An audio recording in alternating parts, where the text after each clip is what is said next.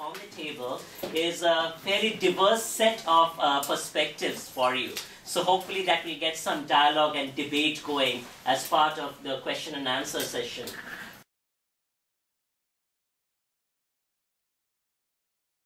So, interesting things. We deal with public health, we deal with social media, and we pair these technologies with the emergency situations in which we deploy into in order to provide the social change that we're discussing here.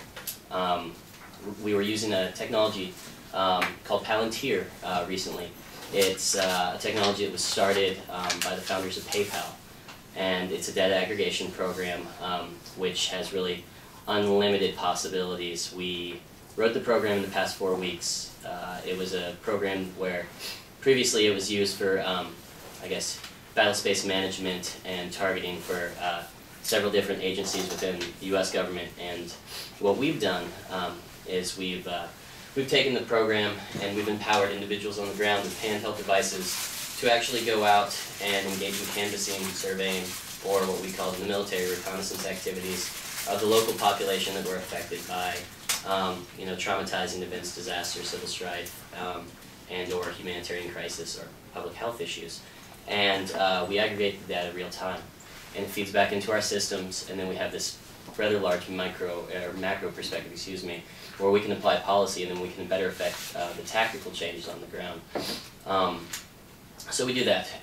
There's unlimited possibilities when I think about what we can do within the international sector, whether it's working in refugee camps, whether it's working in conflict zones to be able to apply aid in a more efficient way, because as we know, the aid world is this open-ended kind of bucket for funds that a lot of people tend to steer away from because of the lack of transparency and the fraud, waste, and abuse that we see. And we can actually hold those individuals and the agencies accountable, as well as be transparent to the larger funding bodies that we know around the world. Of course, many of them being centrally located in the U.S. and Europe, especially. So that's the organization. We've used a lot of different programs. Our partner and sponsor organizations are, of course, Palantir, Google, and then some other organizations that you probably haven't heard of, like Org Action. But we utilize this technology to do volunteer management. We've done everything from volunteer management to distribution management and operations and coordinations within the U.S. We're a VOAD. It's a voluntary organization active during a disaster. That's what gives us our legal protection at the state and federal level. And then internationally, we are SPHERE trained and we're HAD registered. If you want to work within the international sector, you have to have SPHERE training, and you have to be within the HAD certification program, or you'll essentially be shut out in the next couple of years. So internationally, we do water, sanitation, hygiene, which is called WASH. We have some nutrition programs. We've done gender-based violence programs. We do camp coordinations. We do low-level and we do higher-level healthcare. The higher-level healthcare that we tend to do is in a more acute emergency setting. So post-disaster, our mission statement declares that we can only work within atmospheres that don't have a larger, more galvanized response. Larger actors, whether it happens to be a government entity or an entity such as the IRC, International Rescue Committee, or MSF, we actually work very closely with them. That's where we can work. So a lot of the conflict zones that you hear about, read about, we're there. A lot of the places that are emerging that you don't hear about, we've been there for some time.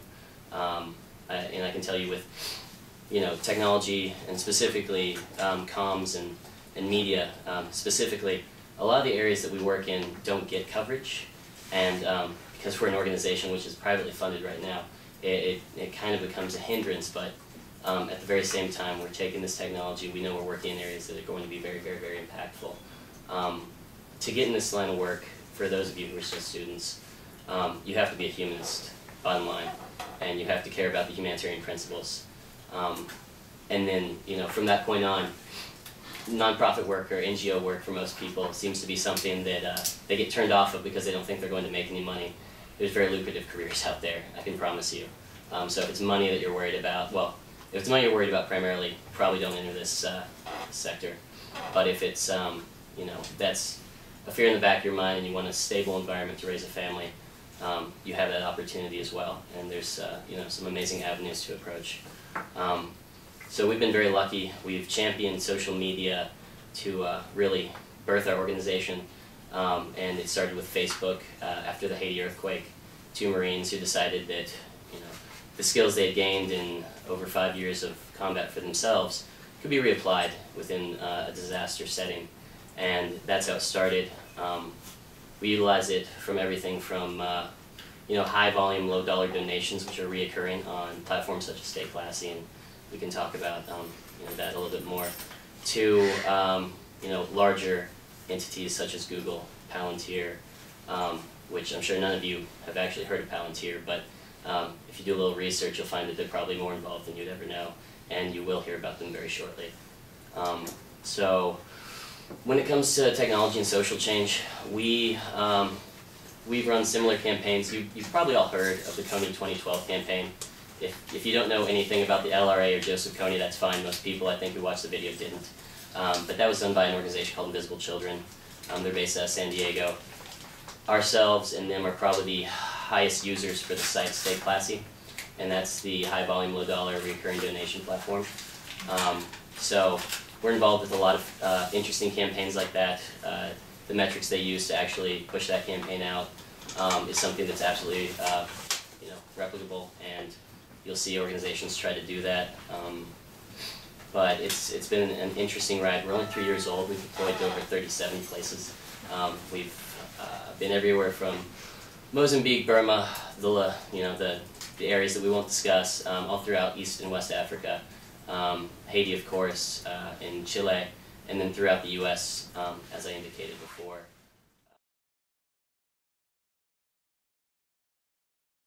And my role is leading the healthcare team, so a lot of the work that I do is with clients in the healthcare sector, but I also do corporate work, so a lot of crisis issues preparation, and previously I was with an airline background, so a lot of the staff there actually activated for emergency response as well, because the logistics teams do have experience. But from a very commercial standpoint, as opposed to a humanitarian, I mean, there's humanitarian aid, but from a commercial standpoint of wanting to give back to society and do something good. So I'd like to actually start by sharing, you know, my thoughts on when Mohan first sent an email saying that he'd like to hear perspectives on how communication addresses or plays a role in driving social change. I thought, how do I organize this? Because no way can social change actually happen without communication. If you look at it from the pure communication theory standpoint, which is not my area of expertise, not an academic here, but in all the work that we do with our clients who are interested in doing stuff in CSR space, philanthropy, corporate community work, it always boils down to 3 things. One is awareness, because without awareness you can't really get any change going. The second thing is advocacy, so who's going to be up there and stand on the soapbox with you to ask for that change to happen. And then the last of which I think is activation. So to me it's these 3 A's normally when we talk to clients about them wanting to do good deeds, CSR or sustainability, how they want to drive social change based on their business model. So if you looked at, when I talked about, you know, awareness, and in the 10 over years that I've been doing PR or working with the mass media, I think the biggest change in this area, okay, it all started when mass media came about, and with mass media came the opportunity for groups, causes, or people to reach out to, you know, an audience that was before unreachable. But then mass media was at the time, early days, controlled by very few people. If you have advertising dollars, you can go out and advertise for a cause, or advertise for a change, or advertise for awareness. Or governments who owned these, and in the old days Singapore was like that, right? All the media was owned by the government, SBC, the radio stations, the media to some extent. But then now, the biggest change to me is the fact that individuals have the power to go out and create that awareness. Citizen journalism, one part of it. And if you look at the environmental movement, my colleagues in China are quite involved in watching all those issues there, from how, I'm sure you've read it in the papers, citizens buying their own monitors for air quality, and then contributing that onto a social platform and making people outside of China as well as within China awareness, right? Aware of the situation there as the starting point for driving social change. So I think that shift of ability for people to not just organizations, organized companies, people with money, but individuals to create awareness. I think that's been the biggest consideration for PR people as consultants when we talk to our clients about campaigns. And then on the advocacy front, and advocacy is a lot of what we do, I do anyway, me and my team, especially in the public health area. So you think of all those government health education campaigns, use condoms, wash your hands, safe, all these kind of public health, public education campaigns. That's really one form, the earliest forms of advocacy. And for me, the biggest change in doing communications on the advocacy front with clients over the years has been the two things, right? Testimonials. So in old days, when you put out somebody on the soapbox to say, do this, change this, or act in a certain way, it's always been leaders. So people who are known in the industry, people who are celebrities, but that's changed now. I think the audiences are looking for everyday heroes, believable spokespeople, and so we take that into consideration when we plan communication campaigns for our clients.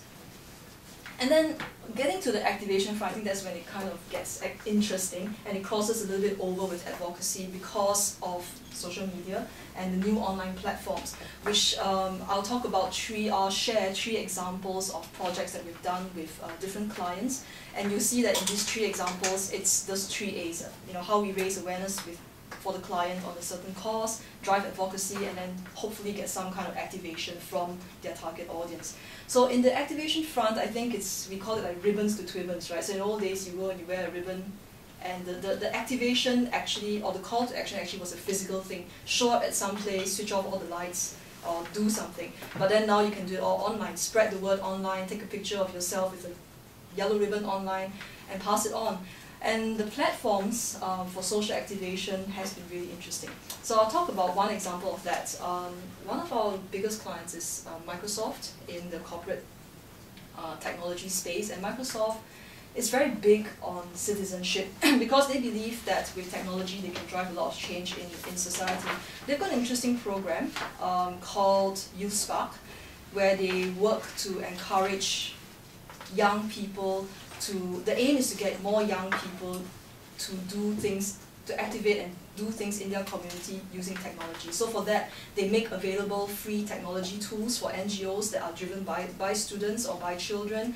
And they've got a recent new kind of a platform where I would call it micro-giving. So they work with the international NGO called Global Giving. I'm not sure if you're familiar with that, but they select programs that will support technology, education amongst youths or youths using technology to activate something in society. And then they say, okay, so John needs $500 or $5,000 in order to run this program for disadvantaged youths in some part of the world.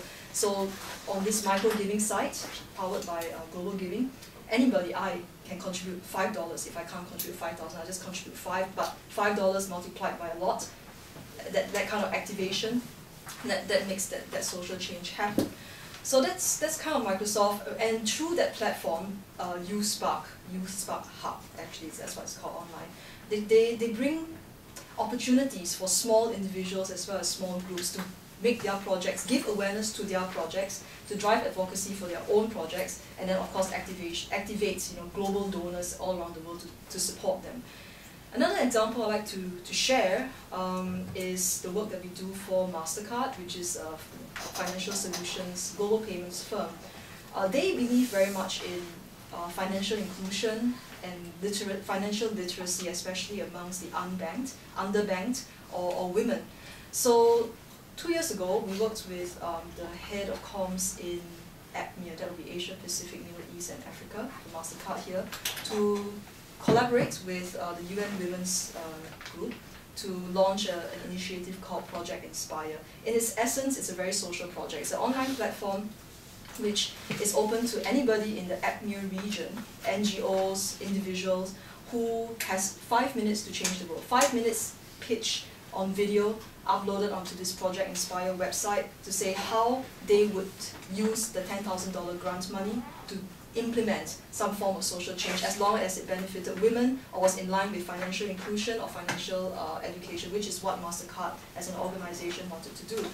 And then they through social media, through online platforms, PR, advertising, marketing, we drive people awareness of this site. We actually got a lot of participation from everywhere. You get it from Africa, Philippines, all throughout the region. Very, very good response.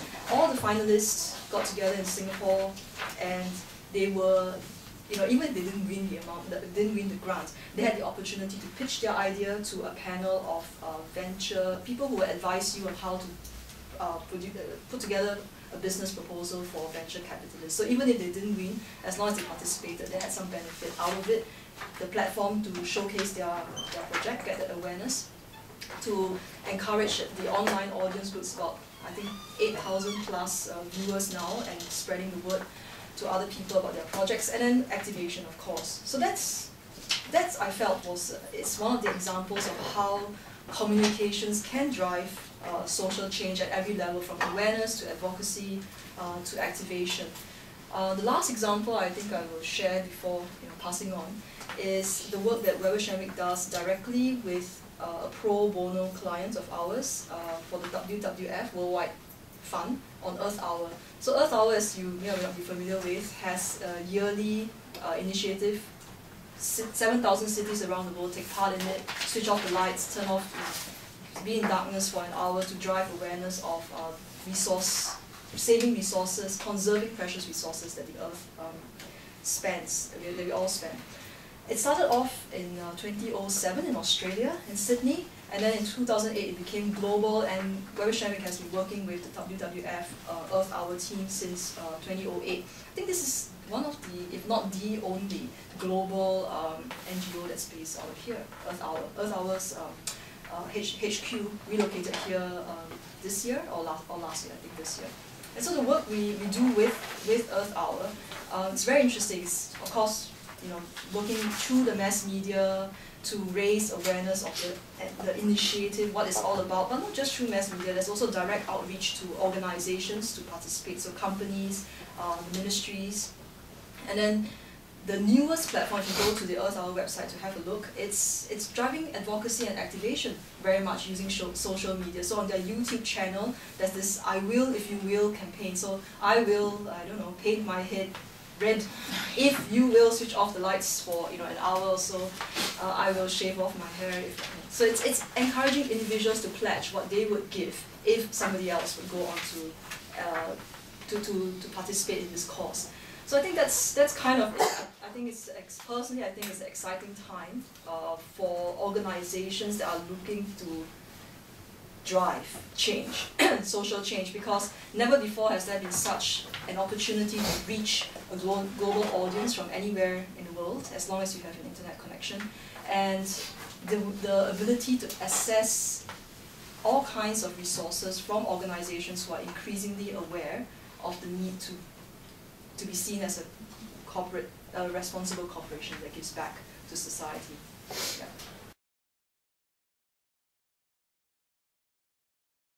I work for Aware sometimes in my spare time. Unfortunately, being an academic on tenure track, I don't have that much time to spend, good time there. But I'm definitely very much in favor of the kind of suggestions for social change, and the way media and communications can play a role in that.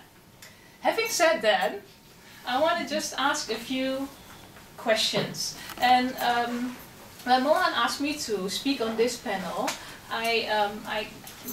I was intrigued by the kinds of questions that were set in the little abstract of this panel. So just to reiterate, for those of you who didn't actually read the poster that went out, or the flyer, the three main questions that were there on the flyer were: what is the role of communication in addressing and fostering social change? I'm summarizing it a bit. How can we understand the communication processes that mobilize action?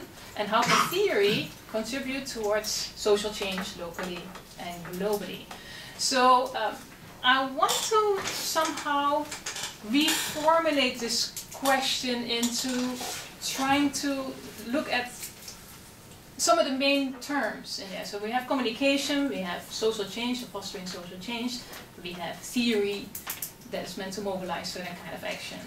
So I want to rephrase this question and perhaps asking, what about the contemporary relationship between theory, communication, and social change? And also, perhaps what does the positing of communication as an instrument for change and theory as a form of reflection obscure or perhaps assume? And I am interested myself in, and that's most of what my academic work is on, very much based on my kind of activist experiences, is what kind of ideology or material reality is this particular relationship between communication, social change, and theory implicated in, perhaps? Or what is it embedded in? What kind of material reality? So from the sort of questions that were in the abstract on the poster, I think one can deduce a couple of sort of grounding assumptions. So one of those assumptions is that communication as well as theory are tools that are as such not related to social change. Like you have to make that happen. That's what I'm reading in the outline. Also that communication processes can be understood through theory, can be harnessed, and that theory therefore can contribute to social change by aiding practice and aiding the understanding of communication. But theory is not necessarily a practical activity in itself, right? Or that's the way I read it, you know, that's the assumption I read in the outline. And also, of course, that social change as such is desirable. Truly, it's interesting that within the little abstracts on the poster, it does not specify what kind of social change. I think this is telling in certain ways. But the category of social change is very, very broad. Although, of course, I think that we all have a certain idea in mind when we talk about social change. But it's very well possible that those ideas might be very different, and also that certain ideas that some people may consider social change, somebody else would not necessarily consider positive social change. So I want to delve a bit further then and complicate one of those main terms, which is social change. So this necessity or urgency for social change, which I as an activist and an academic also very much feel. In the contemporary world, where there's certain pervasive types of violence and aggression and oppression, certain kind of positive social change is very important. I think though that also this sense of urgency of social change also, and you mentioned the word as well for it, has a sort of background in a humanistic ideal, right? And not necessarily saying that this humanistic ideal is specifically Western, but I think it's rooted within a specific idea of how justice can be or should be enacted, and that it has not been enacted enough today, right? That the violence sort of outweighs the forms of justice. I think you mentioned at the beginning also that the ideal would be an equal and just global and local society. So there's not enough of that yet. Right? So perhaps one could say that positive social change, maybe to specify a little bit more, would perhaps be that kind of social change that maybe fosters respect for others and for their cultures, maybe the protection of peoples and communities from violent dominance, especially under global capitalism, and perhaps a kind of change that fosters the preservation of radical others, that is, not trying to subsume everybody under global capitalism. So the preservation of what in continental philosophy we call radical alterity. I'll use this word a few more times. But I want to put a side note to this kind of idea of change as well. So we have this idea of social change that we're seeking to foster. There's not enough of this. But change is, of course, also the hallmark and watchword of contemporary capitalism. Even, say, brands like Philips Electronics, National University of Singapore. I don't know if you've seen the advertisements that were on the buses and on banners a few months ago. It's like all about the desire for change, and NUS inspires for positive change. I think you mentioned it was also in the mission statement actually of NUS, which is very interesting. So NUS also about social change. Now, of course, this would make one a bit suspicious, right? Or it would make me a little bit suspicious, yes.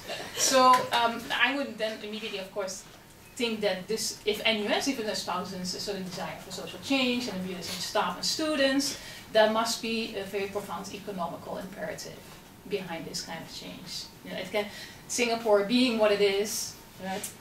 NUS being what it is, there must be some kind of economic calculation there. So I suggest maybe that this obligation for social change, on the one hand positive, is also today implicated in the contemporary economy, which is, as a matter of fact, obsessed with innovation, an innovation economy. And innovation and change not being quite the same thing, but I think that's perhaps also what NUS is aiming for, right? Innovation, especially technological innovation, which is a big deal in NUS. After all, Singapore doesn't have natural resources, so blah blah blah blah. You know the story. So technological innovation, and I think here another complication comes in, which is the term communication. Now, communication is one of those very much contemporary imperatives. And communication has this aura of some kind of indispensable good. I think you mentioned also in your presentation that if you want to create awareness, if you want to have some activation, etc., you must use contemporary communication technologies. It's assumed to be a necessary thing. And communication as such suggests some kind of good. So, you know, if you just browse also through business manuals, self-help books, what have you, you will always find these kind of phrases like communication is essential for a good relationship. You know, many books, many academic books also foster this kind of idea. So also to communicate faster and better and more efficiently through new media, for instance, seems to be the logical and rational thing to do. So communication, yes, right? It goes almost like one question. But, once again, well, all things seem good there. But communication today, of course, also increasingly happens through those media technologies that are also intimately intertwined with the neoliberal economy. We're coming back to the economy again. And especially to a certain form of globalization and technological globalization, especially through media corporations, but also maybe not the traditional media corporations, but today very much through ISPs. Obviously, when you do social media activism, if you do activism through Facebook, who is laughing behind the curtains is the Zuckerberg, of course, and together with that the US economy, partly. So this is, again, there's a certain kind of implication in the economy there. I'm not saying necessarily this is evil, right? But I think we ought to be aware that this is what is happening. So information dissemination, and also when we talk about communication as dissemination of certain information, and the sender has a certain kind of intent as an activist or academic, then that must also today entail a certain displacement of that intention towards the acceleration of this economy, if you get what I'm saying. And so if the imperative is to communicate for social change through these ever newer media technologies, then the original intention for positive social change also will always engender economic acceleration through these new technologies, and therefore may also contribute to its possible negative fallout of this economic acceleration. And so it's a very, I'm trying to paint a bit more ambiguous figure of either social change but also of the idea of communication. So then another complication comes in. What is the function of theory here? Right? To understand communication, to understand how one can harness it for social change. Now, theory, if you just take its root meaning as thinking, surely happens inside and outside academia, but we're talking about a very specific kind of theory here, obviously. And I would suggest that each practice, whether it's inside or outside academia, activist practice, also always assumes a certain theory or an idea of how justice should come about. So even if one is just being quote unquote, being an activist doing stuff in the world, it always has a certain grounding theory or ideology about that justice should come about and how that justice should be made to come about.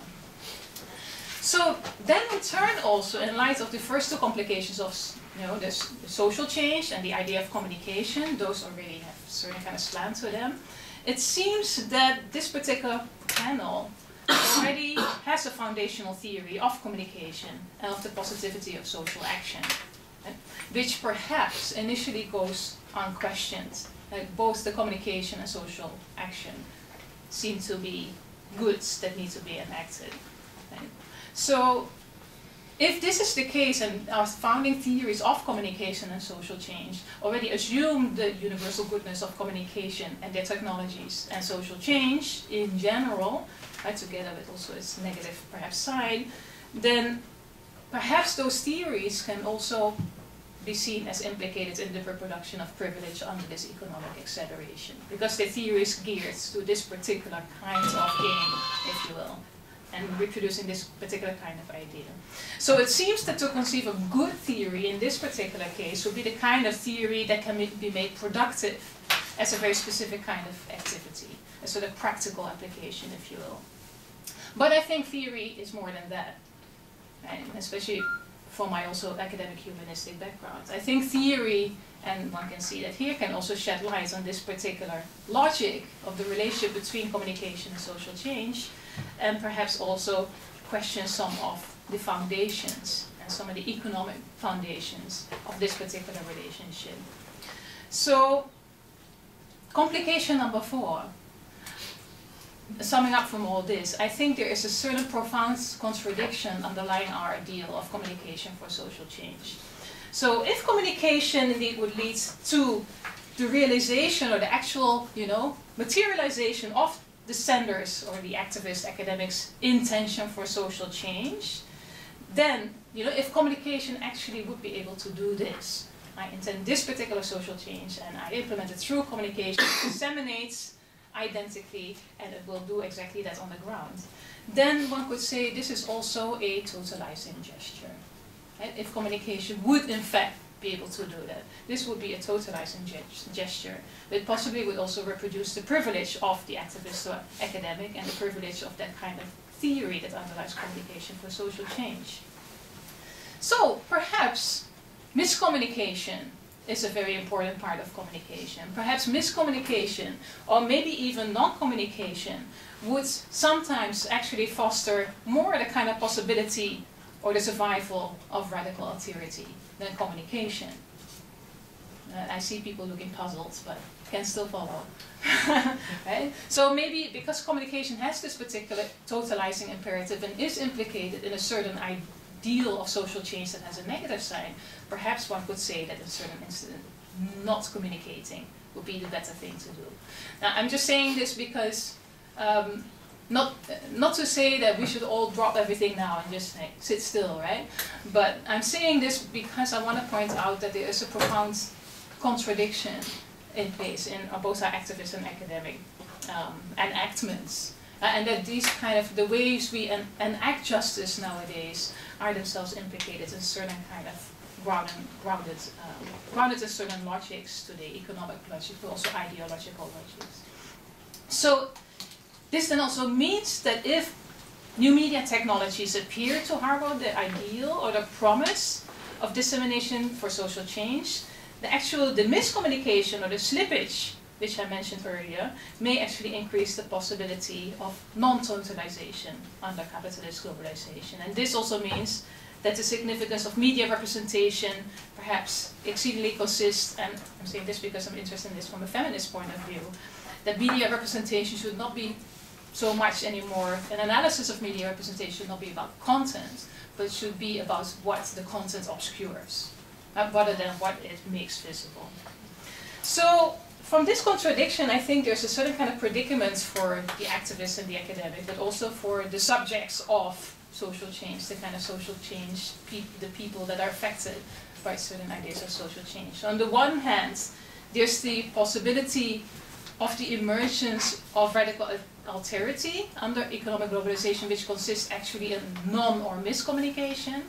And on the other hand, the survival of many others today, paradoxically, also lies in them submitting to the modern theories and technologies of communication. In other words, indeed, communication once again becomes an imperative. But this means that by virtue of inserting themselves within the global logic of imperative of communication, they will be giving up on their radicality. In other words, radical otherness disappears if it gets inserted in this new global imperative. So, in other words again, to render the other into a communicating subject is itself also an act of oppression. It can be an act of oppression. And desire of the other to communicate with the activist or academic is also a product of an increasingly oppressive world. Right? It's what Gayatri Spivak calls a coercion disguised as an invitation. Right? So, just to sort of sum up from all this, and these are very sort of preliminary thoughts once again, right? I'm just throwing them out there, and they're not necessarily practical, right? So bear with me. I think the assumptions of underlying communication for social change may enlight the curious relationship between a certain promissory and instrumentalist ideal of communication and its complicity in a very specific and totalizing form of technocratic globalization, which is also predicated on the very idea of change itself. And one could perhaps trace this idea of communication back to its nascence in North America in 1940s communication theory, which is today actually called information theory, the 40s type of communication theory. And it's, I think, problematic idea of meaning as channeling objects through channels, right, exemplified in the model of signals and signal redundancy. So, and this particular understanding of information theory has perhaps led to a too optimistic understanding of modern communication and its social possibilities, and positive social possibilities. And it has also, I think, led to the moral obligation towards communicative transparency and effectiveness.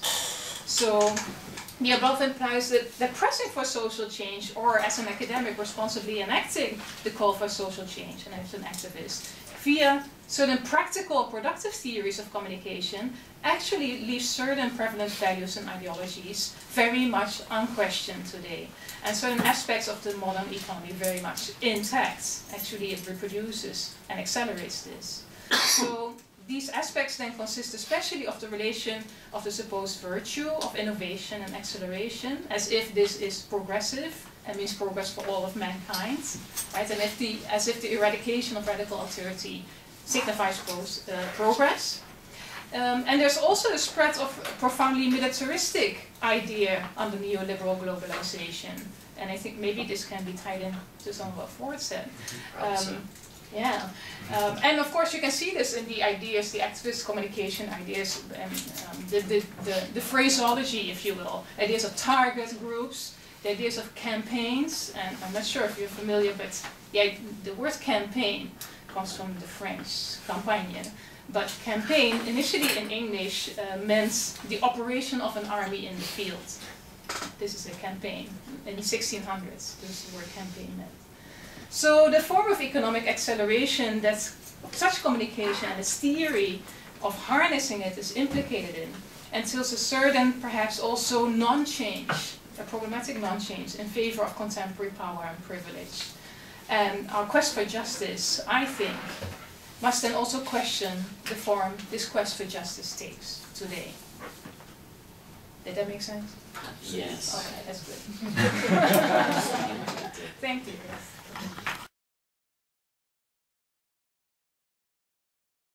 As a way for setting up the talk, I want to begin by sharing some statistics in terms of social change, because social change and communication for social change is nothing new.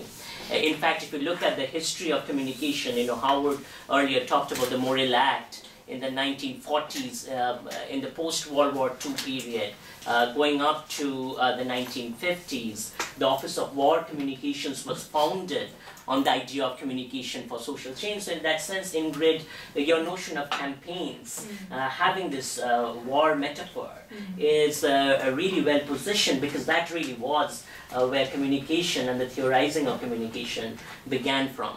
The statistics I want to share, though, is that between 1950 and 1990, $38 billion were invested in communication for social change interventions. Okay? In the same period, between 1950 to 1990, if you look at the global economic order, particularly manifested in Gini coefficient. Gini coefficient now is a measure of inequality. And you can look at Gini coefficient by mapping countries and seeing how Gini coefficient spreads out within countries, as well as you can look at Gini coefficient globally. Simultaneously, a trend between 1950 and 1990 that you observed was that inequality was on the rise globally. However, there is a picture that even is more dramatic between 1990 and 2010. Another $28 billion have been invested in communication for social change programs. Along the same time, and particularly going back to the later half of the 1990s, coming into 2010, global inequalities have increased dramatically. So this then goes back to the question that Ingrid raised: if we have been doing so much communicating for social change, how is it that global inequalities and if poverty is, and that's how I understand social change, measured in the material reality of people that are living in poverty, how is it then that poverty has persistently increased or stayed fairly stable across the globe?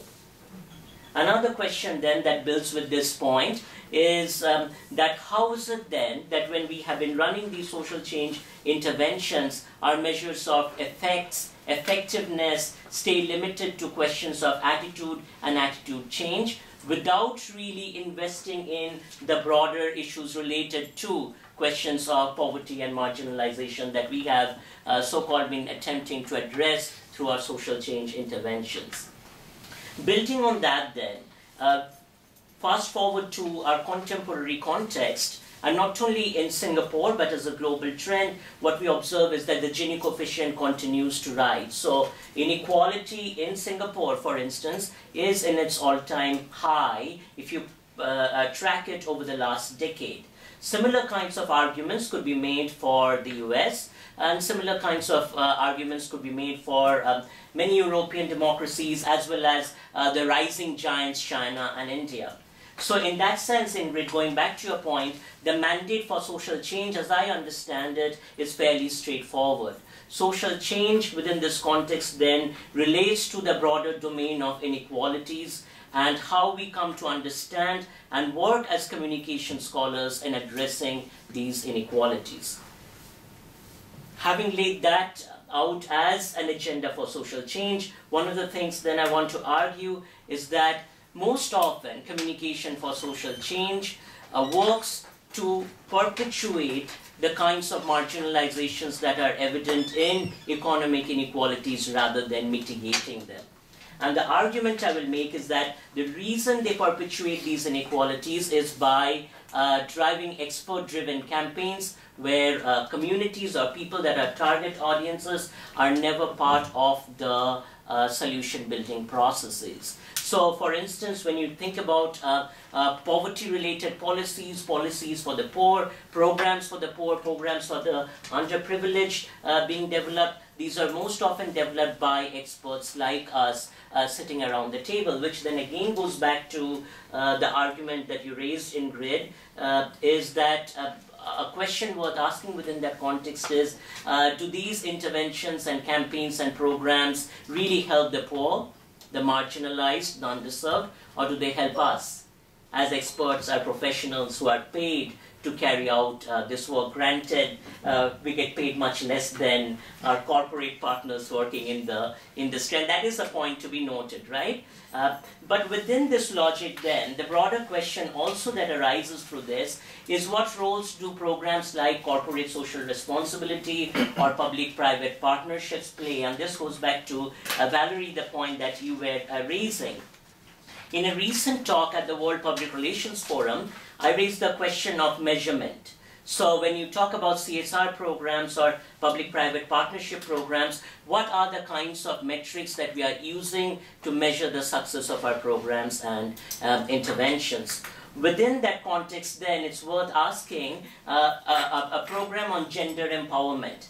To what extent is it really empowering women to be participants in economies? A great example of this are microcredit programs. If you look at the current literature on microcredits, what you see is that, yeah, they have had possible beneficial effects in certain communities, in certain local cultures, but there is also a lot of contradictory evidence that suggests that microcredits are not working, or microcredits are perpetuating further inequities. So the point then there to make is also to understand that social change needs to be complicated and thought of reflexively as both an avenue for engaging with underserved audiences, but also perhaps an avenue for serving the dominant power structures and social and political institutions. So within that context, for those of us that are taking funding from, say for instance, a Philips or a Google or a Microsoft, also need to then understand to what extent our work is implicated in furthering the agendas of the Google, the Microsoft, or the Philips, vis-a-vis serving the agendas and needs of communities that are disenfranchised. Within that broader question, then yet another point to be raised is the question of communication for social change serving as a front. Meaning, to what extent does the work we do become a greenwashing or a whitewashing front for a corporate organization? So I will give you an example. I was recently reading a report by Shell and BP on its positive community engagement initiatives. And this particular Shell project talked about its work in Ogoni in Nigeria as positive CSR and positive community engagement. Now, if you really look at the history of Shell in Ogoni in Nigeria, you will see that Shell was implicated in hiring of military to thwart Ogoni resistance in Nigeria. But that is then reconfigured into a narrative of economic development, sustainability, economy. So the point here to be raised is also to be for as academics and at this intersection of theory and practice for us to interrogate meanings of terms such as sustainability. Right? If you are an oil corporation investing in sustainable CSR, what really is sustainability for you? And how does that sustainability relate to sustainability for the community that is being displaced? In earlier work that I have engaged with indigenous tribes, for instance, one of the things that I've often found is community dialogues or community participation projects are often used in order to co-opt the indigenous community in order to further the agendas of the mining company. And that is often, and this again goes back to your point, Ingrid, used to frame the communication as communication for social change. So in this sense, then one of the concepts I want to begin with is the concept of reflexivity, meaning that one needs to constantly interrogate what social change means, what it means in terms of the current concentration of power, who holds power and who pays for us. I think, Valerie, you made a very powerful point about how more individuals have opportunities for participating in platforms. Yet at the same time, also building on this, organizations deploy tremendous strategic resources in utilizing, say, CSR campaigns or social media campaigns in order to heighten the organizational voice. So the question of power ought to constantly come back in terms of who has the power to define.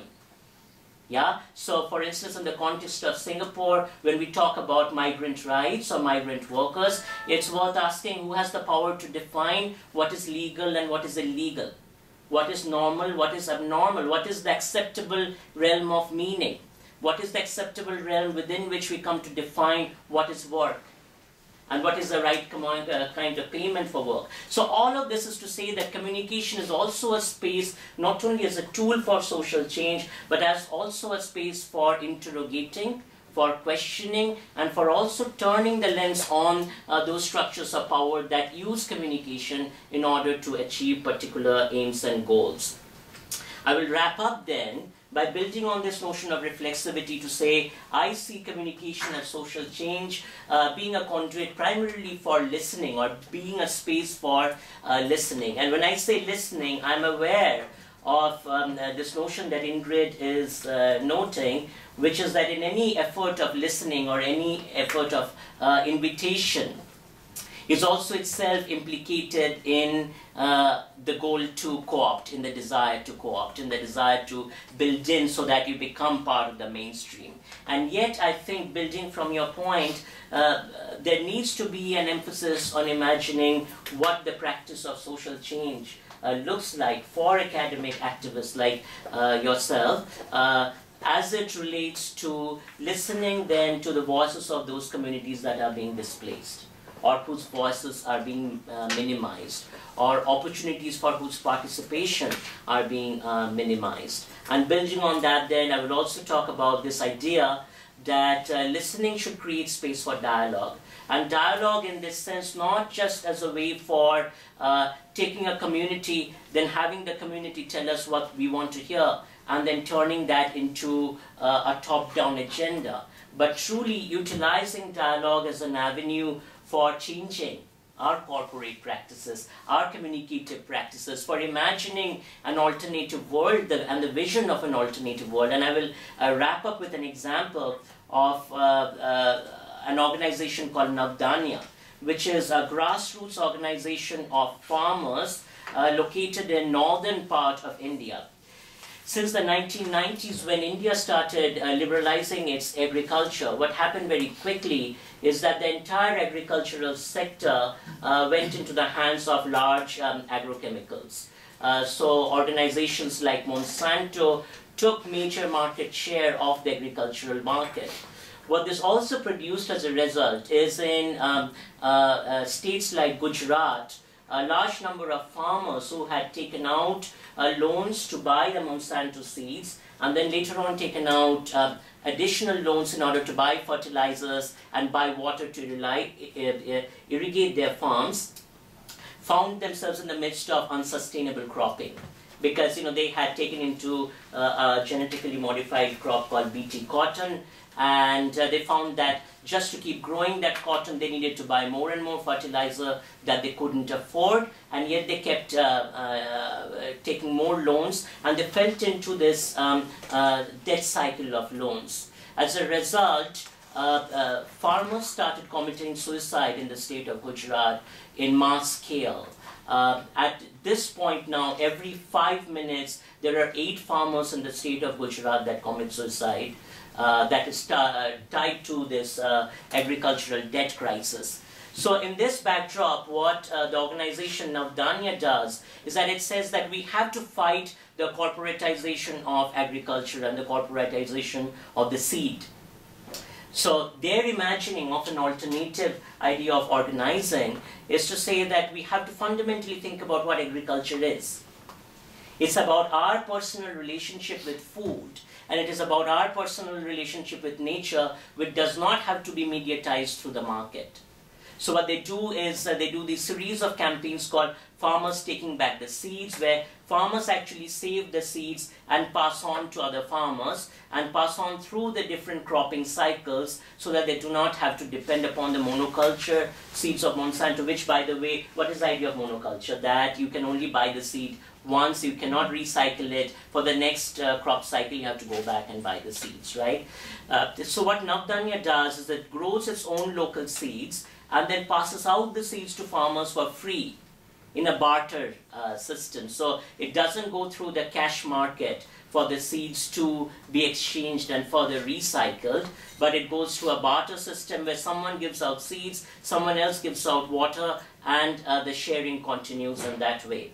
So what that suggests with that example of Navdanya in terms of communication for social change is the idea of social change is not just about replicating what is being suggested and articulated by the power structures in terms of what we have already done and what we continue to do, but it is also about imagining new possibilities.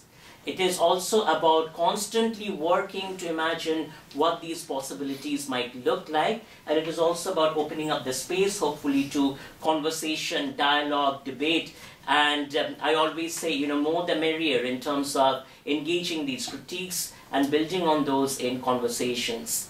In conclusion, when we think about communication and social change, and as communication and new media, we talk about emerging technologies, but Ingrid's work constantly also makes me wonder and put pause to imagining technology only as a positive thing. Because after all, we have to remember that a lot of the problems we are in the midst of today are a product of these technologies. So if we talk about global warming is a product of the rapid, fast-scale technologization of the globe. So to suggest technology as a solution to the problems that have been created by these technologies might be short-sighted. And I hope that that can open up some space for us to continue these conversations about new possibilities.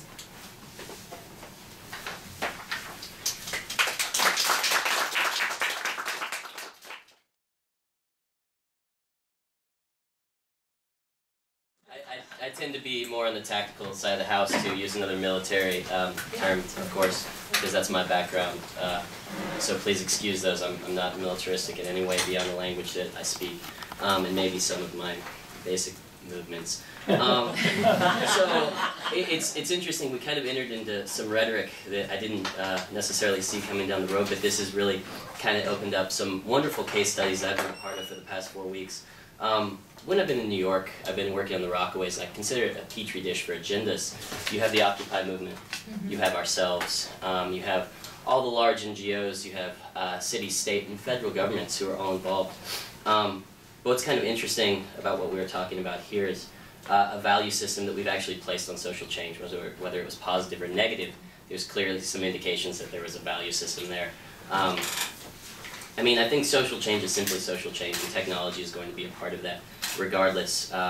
You know, there's corollaries and there's, you know, things that will they'll offset. So some of the issues that we're kind of talking about. So when we talk about global warming, of course, how is it that we, you know, enact change for global warming, and then what are the repercussions of those? You know, we're all part of this massive global society, and I think technology has made that more apparent every day. I just kind of want to bring up 2 interesting case studies that I think are worth mentioning, and we talk about natural change versus interventional change, and you know, you know, once again, going back to please, like, withhold all values and let them let yourself decide towards the end of these. But one interesting case study is taking place on the Rockaways, and we have the Occupy movement out there, and to talk about Occupy as a movement is kind of difficult. It's you know, very large and ambiguous, loosely confederated group of multiple agendas who want to see social change, whatever form that is, and whichever, you know, group within the movement is the strongest at the time. And then we talk about economics and politics, and I think they're fairly interchangeable in this conversation. But Occupy, for example, they were one of the first organizations or the first groups to be on the Rockaways after the large storm that we saw through Hurricane Sandy pushed through the you know, Northeast. We were actually the first nonprofit or NGO that was there, and then Occupy shortly followed. Of course, given their proximity and their base near Trinity and Wall Street, not really a surprise. It's actually wonderful for their platform, and you know, also if you want to remain current because you've defaulted to you know, these traditional means to project what it is that you're trying to get, which you know, you indicated before may not necessarily be the best for them when you begin playing the same game as everyone else. But what Occupy did is they provided a service and a solution very quickly. They provided organizational infrastructure that wasn't there in an area with a lower social economic status, which one, they felt like was the position they wanted to be in, because they felt the change that they wanted to see was with that group. However, they also don't want to participate and or collaborate with any other organization and or service provider which may actually be able to provide the people with what they need. We're talking basic public works, public health, education, and funding for what it is that they're going through. So, you know, with good intentions, they've efficiently done the, you know, the population within the areas that they were working a disservice by not collaborating with larger organizations. And so it's interesting looking at their interventional change and kind of how you know, they may have done a disservice there, whereas if these individuals had simply been left alone, they would have been accessed by the larger service providers, Red Cross, FEMA, other organizations which were out there. So that's kind of an interesting case study, and you can take it for what it is. You know, I think right now we're seeing the death of that movement, sadly, but you know, it's an interesting platform to see them use. Another interesting point I'd like to bring up is, you know, since we're talking about Nigeria, yeah, I think, I'm not sure how many of you are following MSF's participation in deployment within regions where there's a substantial amount of gold mining. But there was a, you know, they use mercury and they use other contaminants to mine gold in some of these areas. And there was a large percentage of the population, specifically the under 12 population, which was affected by this mercury and then lead poisoning, and there was a high number of deaths. And Médecins Sans Frontières, Doctors Without Borders, came in and they provided a service for these people. And this is an interventional change that we're kind of talking about. And they provided medical care there. And though they saved lives, they've also enabled the people to continue mining gold. So it's, it's something where I think retroactively we can continue to, talk about theory. I think impulsively as humans, we're always going to try to enact some sort of change. And we're always going to, place our value system wherever it is that we happen to be from. On top of that, I grew up in the U.S., and the U.S., of course, the bastard child of, a Christian monarchy from Western Europe. So there is certain values which I have instilled in me, which are not necessarily shared across the globe. But I think those are two interesting studies to look at, and I think that, when we begin talking about social change, we really have to take a step back from the rhetoric and just understand there's going to be change, whether it's positive or negative, and then, that's the simple nature of man. And then applying technology to that also adds a new element. I didn't expect to get into the whole theory portion of things. Like I said, I'm yeah, right. I'm far more grounded in the tactical side, once again, to default to my military linguistical capability. But you raised some very interesting points. I wish that we had some Goldman Sachs and JP Morgan representatives here as well to kind of have this discussion out a little bit further. It's an interesting one to have. Going back, we of course call ourselves, Team Rubicon, a apolitical, non-religious organization. Once again, we're from the U.S. and we actually collaborated as much as we could with Occupy, as well as collaborating with the federal government, and being kind of the middleman. It's been very, very interesting to see how both kind of ends of the spectrum identify themselves, and though they preach external transparency is very subjective, and the internal transparency is what we actually don't see. So where we were importing their data and exporting our data completely to both organizations, neither one of them would share with anyone, to include ourselves after some time. And of course there's that ominous, you guys are military, you're clearly identified as some sort of intelligence gathering asset, when at the end of the day it was simply some guys with shovels who wanted to pick up some trash.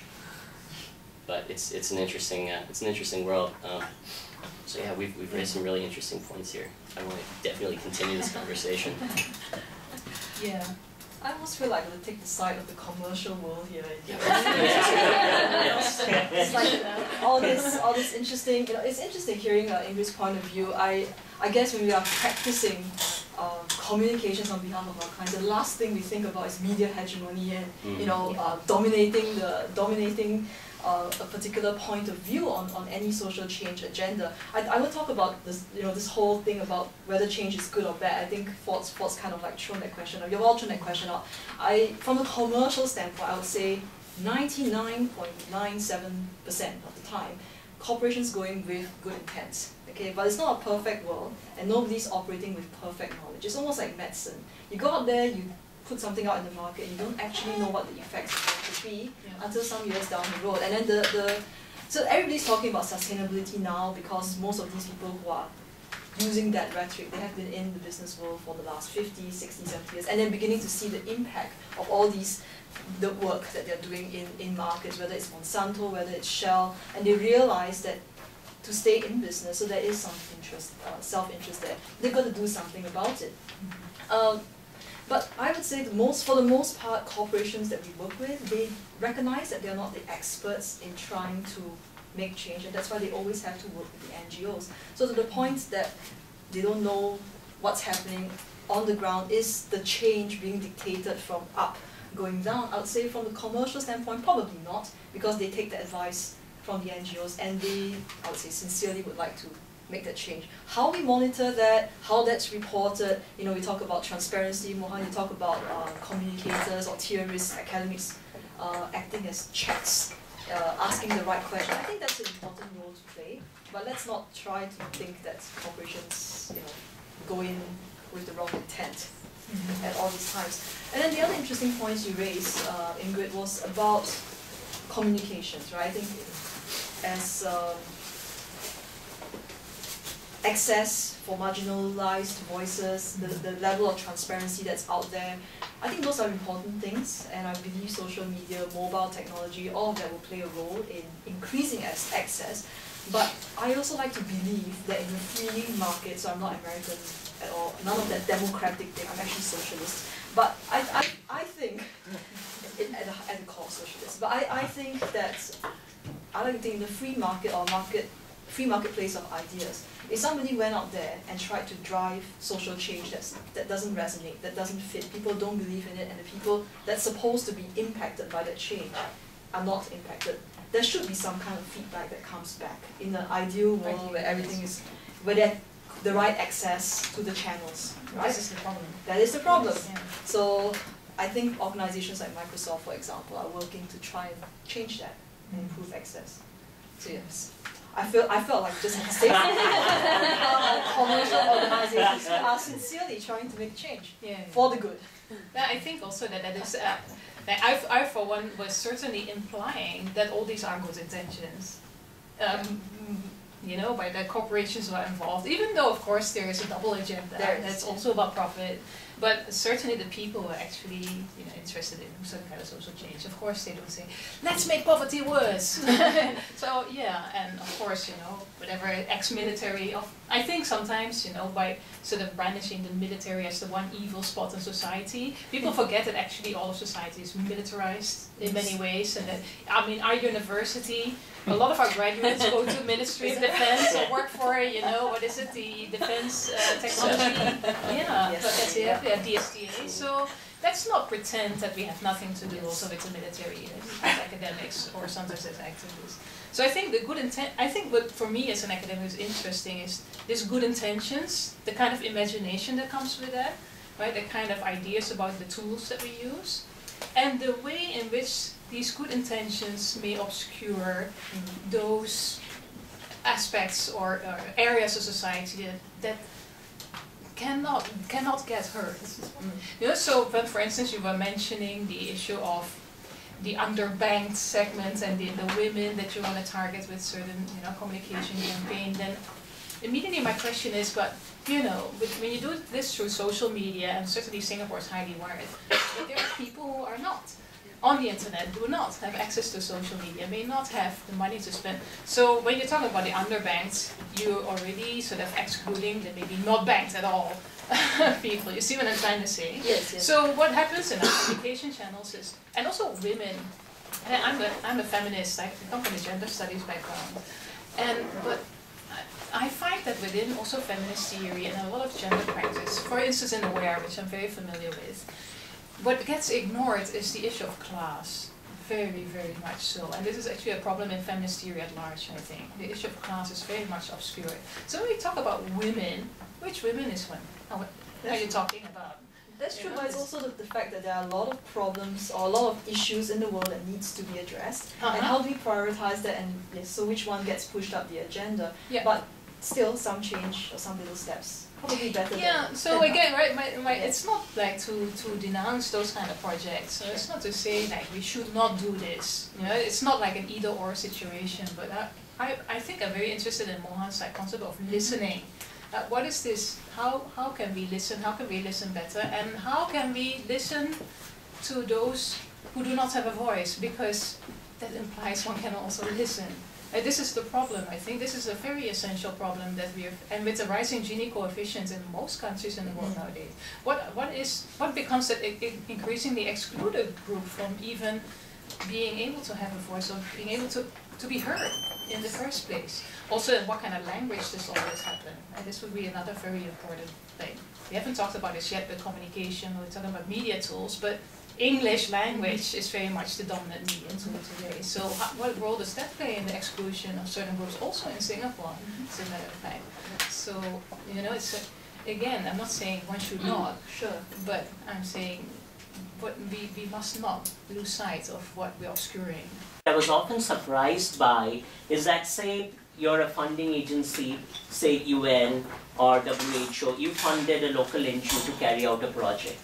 The NGO has hired locals to carry out the project, okay?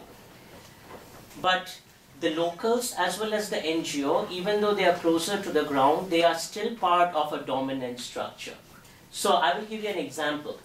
I consulted on many so-called family planning projects that were trying to go into these rural communities and telling people that you need to have less babies. So they were thinking that, the NGOs were thinking that they are doing really good work by telling people that if you have less kids, you're going to have less economic sustainability and therefore your family is going to progress, right? So the intent is good perhaps over there. But that too is an ideology. Right, which we typically tend to ignore, which is that the ideology that for the poor having less babies is what makes them economically productive ignores the fact that inequities are a product of structural injustices in how resources are distributed rather than of family size. But even more so, if you were to ask, and that's the part that amazed me, is how often we had very little clue about what people in the ground were saying. And this is for someone, being of the same culture. I speak the language. I go and ask people some questions on the survey. They give me the answers. We design the intervention. And yet that is so out of touch with people's lived experiences. Because if you were to truly ask people what's going on, they would say, I want to have a large family in the family planning context because it helps me deal with my adversity and my poverty. It's a really small answer, right? It's like a very commonsensical, and yet this commonsensical answer does not hit the minds of the NGO or the public health person or the corporation or the funding agency that's funding it. I'll give you another example. The World Food Program, again, I think the intent is good there. That World Food Program wants to solve the problem of hunger, right? And yet if you really look at the measures of effectiveness in the many communities where the World Food Program has done its work, I think the literature is fairly certain about pointing out that World Food Program interventions have very small effects. They typically don't tend to work. Why? If you again look at how the World Food Program is run, what you see is that it is run by people that have their MBAs, that go into elite institutions, go get MBAs, and then they are deployed to Bangladesh and India and Africa to carry out World Food Program interventions. And what kind of interventions do they run? They give out things like these powdered nutritious food, right, that's given out in packets. I have seen in my...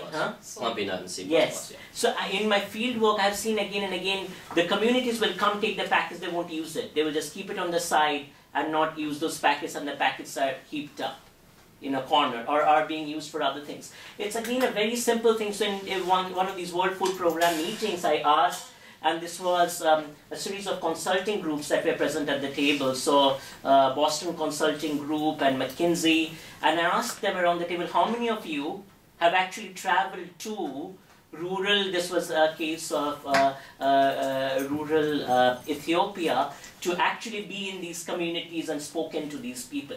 And I was surprised. Of the 10 people that were in the room, only one had traveled, and to that one person when I asked, how much time did you spend to the community? She said 6 days, and then I asked, do you speak the local language? And she didn't. This says something about a well-spent intent gone completely wrong because of this whole thing turned into a techno-managerial thing where food and hunger now have become technical managerial problems to be solved by an entity without really engaging with people. So Ingrid, coming back to summarize this, for me the idea of listening is very simple. That you fundamentally acknowledge the human dignity of the other in their ability to have a voice and to speak and to ask them, hey, what do you need? What do you want? How does this make sense to you? That's all. Yeah. So, so one of the extra complication number 5, that one could throw in is sometimes these communities are very internally diverse, and there's power plays at work inside those communities. So how does one deal with that as an activist or an academic, whether from NGO or corporation? You go in there, I think a lot of people do try to travel, sometimes a bit like disaster tourism, Yes. but some of they actually do travel there because, you know, they can go out after 2 weeks again, that's nice. But how does one deal with those kind of problems within, you know, the power structures within the communities, that those who get to speak to you may actually not be representative of the entire community? Well, herein lays the fundamental issue with development, and you know, we try to enact these programs which are written, of course, by academics with, you know, wonderful credentials with that massive disconnect. But we write 3-year programs, we write 10-year programs, and then, you know, the fact of the matter is, when we're dealing with multi-generational conflict, multi-generational malnutrition, these are problems that aren't going to be solved overnight. And, you know, if you really want to do development, you need to look at 75 years plus. You know, these are things that outlast us, and those are the kinds of programs that you're going to need to enact if, for whatever reason, we as humanity decide that we must intervene. Because, you know, the sad reality too is these are so self-inflicted, and as you indicated, there's, you know, issues within many of these communities. Is, you know, and this zooms really far out there, but is it for us to go in for 75 years and to build out these programs and to hope for change in areas that simply aren't sustainable, or to let the indigenous population in these areas, you know, deal with the situation in which they found themselves in? They may be living in, you know, to throw that buzzword out, unsustainable regions for agricultural products. Do we then develop, you know, interventions which are, you know, drought resistant, and we put them in this area, or do we simply allow humanity to work itself out in these areas, like Mother Nature probably intended it to? So these are the real hard questions, and I think we're, you know, we talk strategy in such short periods of time, but those are tactics, and I think anything that we're going to apply within our lifetime is simply a tactic. So there's a long-range look. But this whole idea of listening is almost like looking at the basis of, before you even think about any advocacy or activation, it's defining what the problem actually is. And it's down to implementation, right? Tactical implementation, or collecting that information and making sure that it's continually collected, because it changes all the time. The needs of that community could change every 6 months, depending on who's in power and what's the situation. I don't know, I still feel optimistic about it all, because some changes, or some effort is always better than nothing's perfect. Well, I think that you're talking about tactics, and I think a role as activists or academics, activists and academics, is also, you mentioned the role of imagination. And I think this is actually where theory thinking can play a role as well, right? Not in maybe immediate tactical, which is also important, tactical, practical solutions, short term, maybe longer term, but about imagining an alternative on a larger scale, because you're mentioning a lot of these problems are structural and not necessarily particular to one location or particular to certain individuals. So I think, you know, as academics, we have the duty to think about this issue of imagination as well, and imagining differently. Which of course is a very abstract thing to say, I realize that, but I do think it's important.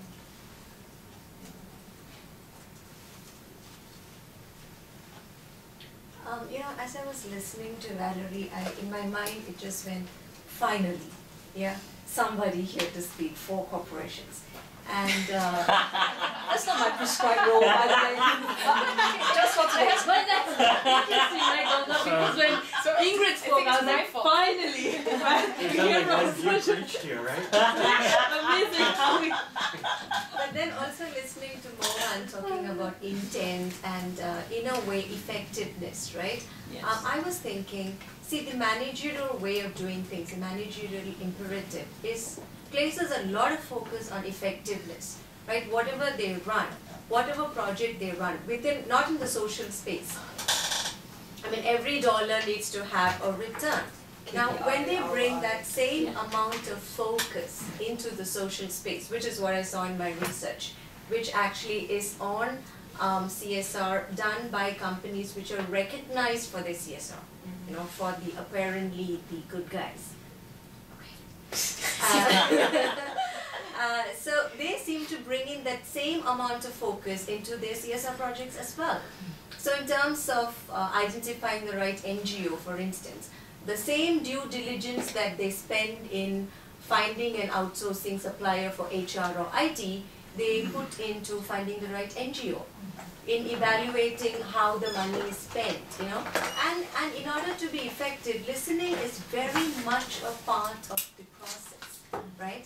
Now, of course, we can always question how well it's implemented, whether it is in selling soap or in developmental campaigns, right? I mean, listening is the same, whether you're listening to the customer or whether you're listening to the marginalized who don't typically come within the business spaces. So for me, I think as long as the intent and the focus on effectiveness, which they bring into their normal business as usual, is brought into the social space as well, you know, things could just work.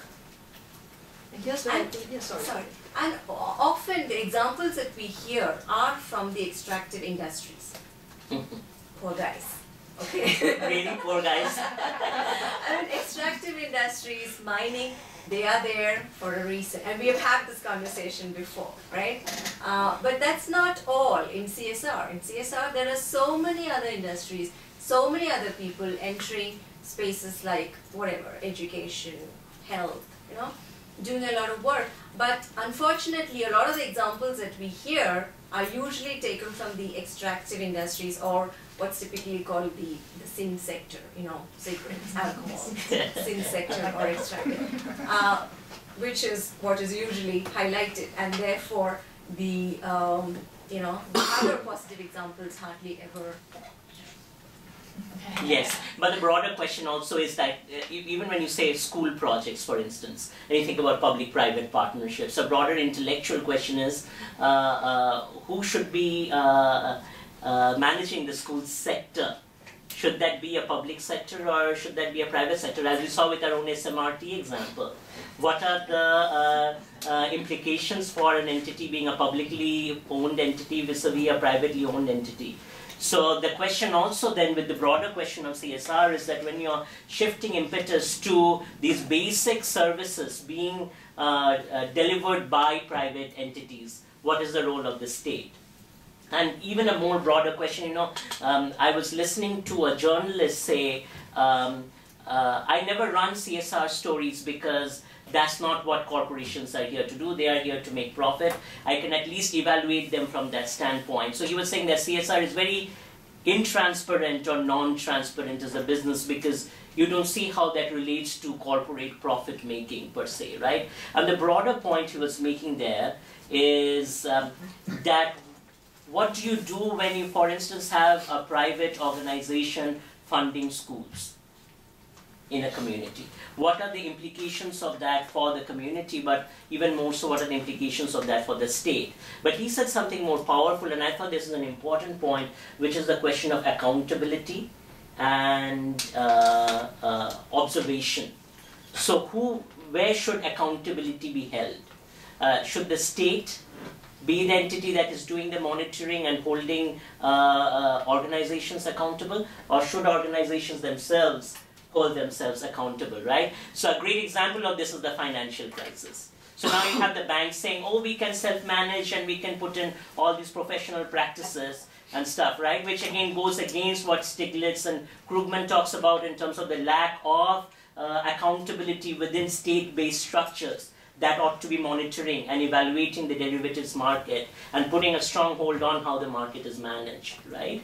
So the question again with public-private partnerships, I think, is a broader question of where accountability lies and how do we push that through these different mechanisms, right? Because these mechanisms, as Ingrid is saying, are also mechanisms for pushing particular ideologies. At least that's you know, my sense.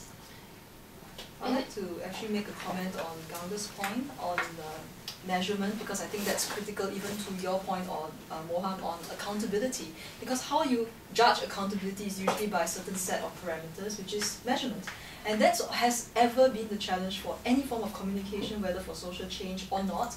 And then looking at it from probably a more Ingrid academic point of view, is whoever frames those measurements are actually biasing the results towards something else. Because companies are very well known, any organization is very well known. If I'm going to be measured on this 5 or this 10 measures, then I'm going to tailor everything to those 10 measures with the exclusion of others. And my view on accountability is the government has to take that role, because they are supposed to be representing the good of the nation and of the people, and they are the ones who are supposedly offering licenses to companies to operate. And they're supposed to act as that check, if not the industry itself as an industry body, and if not, then by the people, who would either boycott the products or, you know, other more extreme measures towards companies that don't play their part. But measurement, I think that's certainly a role which academics, people who look at theories, people who look at all of this with a, not dispassionate, but maybe from a neutral standpoint, can probably play a good role. I think the CSR, in the last 12 years or so, CSR to business sustainability, the Dow Jones GRI index, there's been so many of these measures. I don't think any one of them is perfect, but it should be a work in progress, and hopefully we get better ones moving forward. Actually, it's interesting, I think maybe for our visitors, that we reflect and respond to our speakers in who we are, perhaps as researchers too, because Ganga does CSR research, so she was thinking about points Valerie is making, and I'm thinking, yes, Ingrid, you know, finally somebody problematizes social change. And not in a way that we're saying or trivializing what happens on the ground, but this idea of what that represents, right? And by that, what we bring to the table, and I really like your point that by addressing that and putting that on the table, we must not forget what we obscure or what we forget, or what we push out on the margins. And whether social change, in a way, has become sort of the in thing, right? The thing that we talk about, things that we strive to, because technology makes it more accessible. But at the same time, I think from the kinds of research that I do, I immediately think, who's left out, who's missing? Does everybody have access to those technology? And can we truly have social change that addresses inequality by just using technology that is in a space that is already accessible by certain people? Right? So are we then back to that cycle of talking about social change, and has technology really helped us move towards you know, addressing inequalities in any way? And so I think this is why I'm saying yes, you know, problematizing social change, not to say that, you know, what happens in the ground isn't important, because I am also a practitioner, and so I'm always looking for ways to connect theory to research and to see how we can move that forward. But I think it goes back to how we think about social change and how we conceptualize social change and ideology that brings to it. Because I think if we ask everybody in the room how we define social change is going to reflect, right, perhaps the kinds of things we would push for, or the kinds of things we would work towards, even though in the end we all agree it's about social change. Maybe we should ask everyone in the room. Yeah. And you, the four of you, are a good representative of that, right? In terms of how you began talking about social change, and how you use social change, and how you think about social change, and what it reflects is very diverse in terms of how you yourself have talked about social change.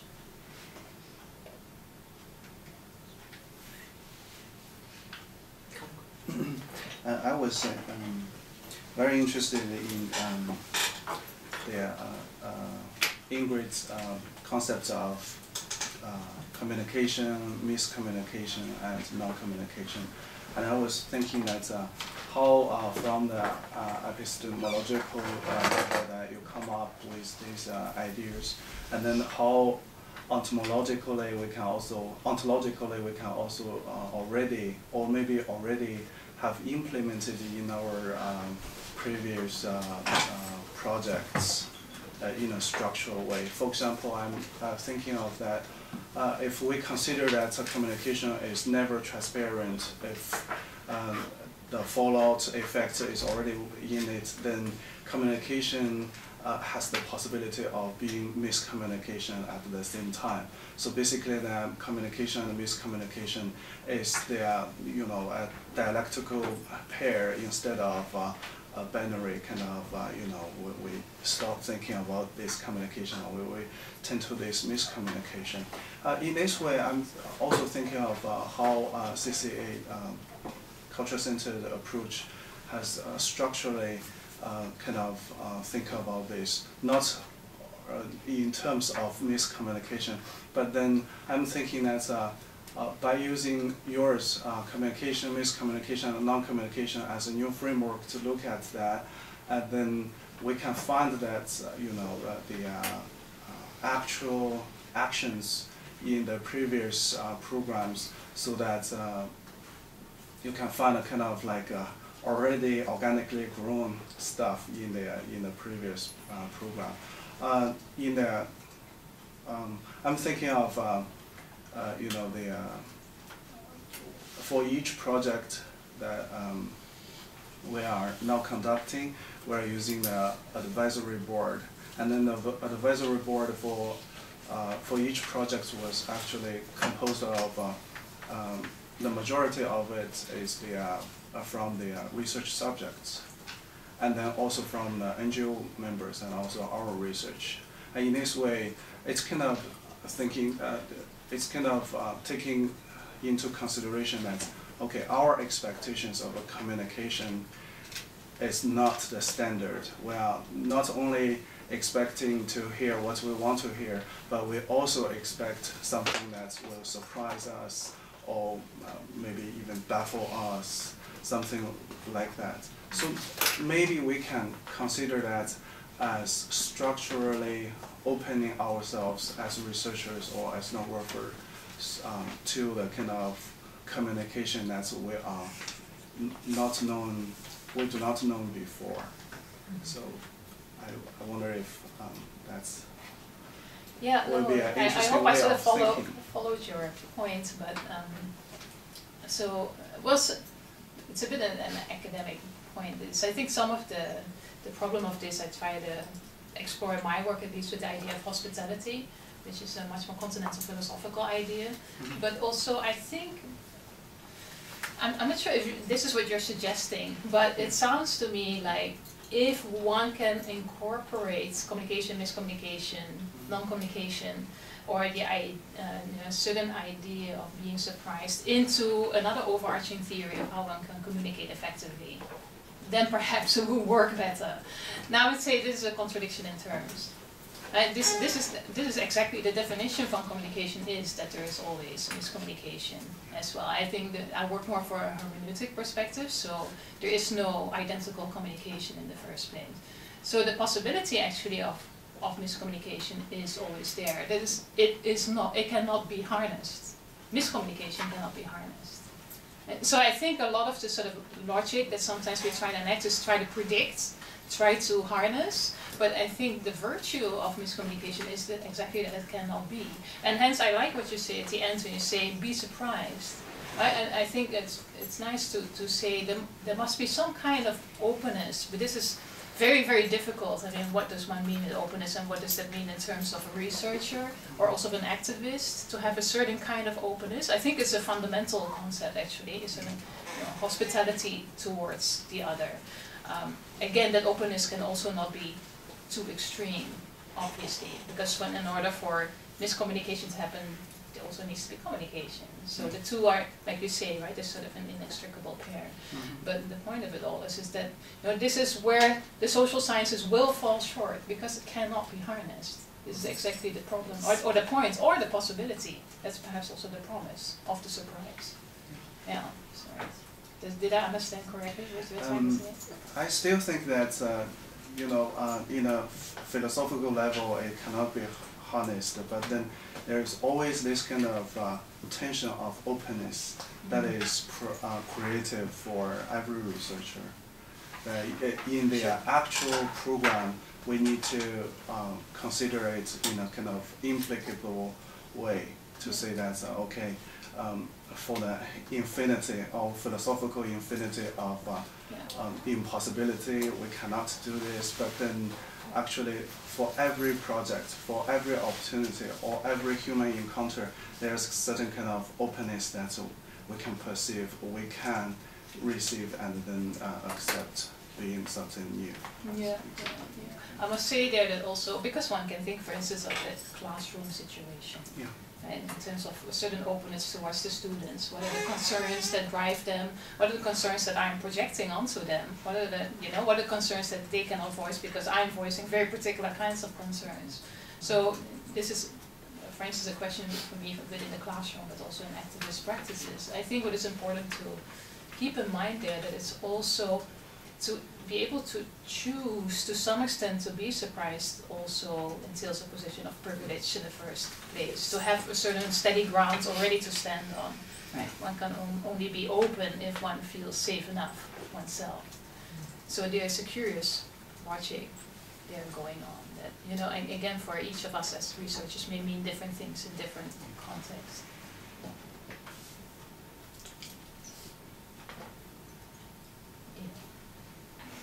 Want to pick on Ingrid all the time because everything has kind of been directed at you, but I was wondering whether there's perhaps a complication number 6 that we should talk about as well, which is that it's great that you have, and perhaps there is still some power in new media to kind of broadcast some of your ideas, what you mentioned about accessibility and awareness, but perhaps part of the problem is then the people that you are fighting against know exactly who you are and what you're planning, which introduces its own complication into using new media for communication. For instance, a recent example, Burse, I don't know if people are familiar with that particular example. That was the Malaysian elections.